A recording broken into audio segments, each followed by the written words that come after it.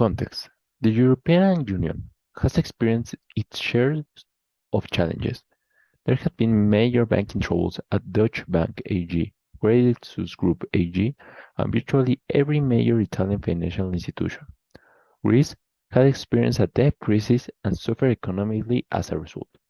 In 2016, the United Kingdom voted to leave the EU with the Brexit vote, although Britain isn't a part of the euro currency since they still use the British pound. However, Brexit has created uncertainty surrounding trade deals with the European Union member states. The European Central Bank has introduced negatively interest rates in a desperate attempt to spur growth, and for several years the European economy responded fairly well. However, challenges remain for euro-based countries. What happened in the end of the Schengen area? Under this agreement, 26 separate European countries agreed to allow free movement of people, goods, services, and capital within the borders of the Eurozone. If Schengen were to fall, for the next 5 years, countries inside the Eurozone will need to implement border controls, checkpoints, and other internal regulations previously eliminated by the Schengen Agreement. The costs of this will spill over into private businesses, particularly those relying on continental transportation or tourism. To the extent that imports quotas or tariffs are implemented by various member nations, and to the extent that those measures are reciprocated elsewhere, there will be a corresponding decline in international trade and economic growth. A collapse of the euro will affect more countries than those in Europe, although, in uncertain ways, other regions, particularly major trading partners in North America and Asia, could face financial and possibly political consequences. Switching back to national currencies, redenomination will entail two broad changes. The first is official adoption of a new currency within one nation's boundaries. This means adjusting present wages, prices, and other values to the new money on an approximately proportional basis. Second, the international value of the currency will need to be priced into the foreign exchange forex markets.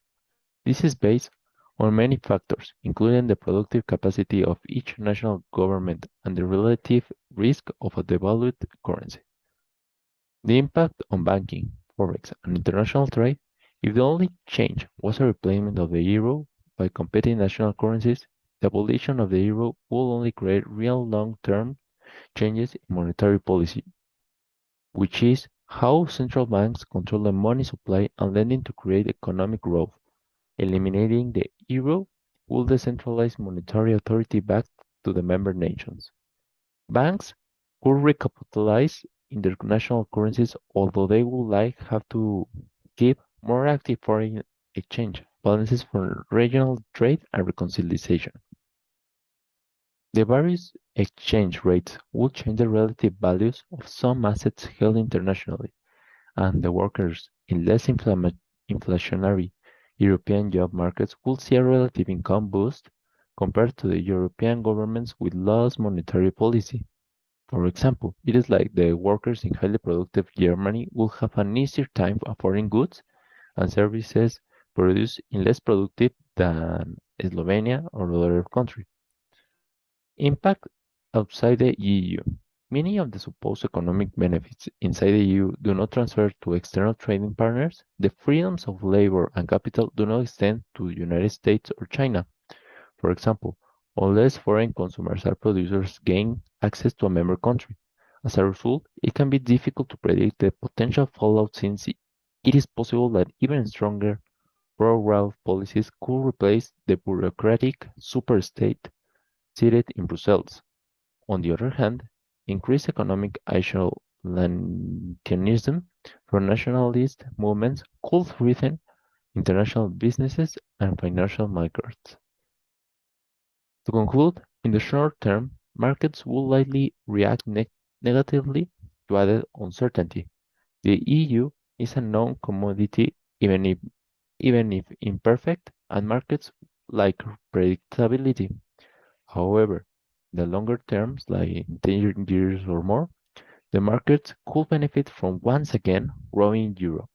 In the past, Europe has lagged behind the Americas, Africa, Asia, and the Pacific regions in GDP growth.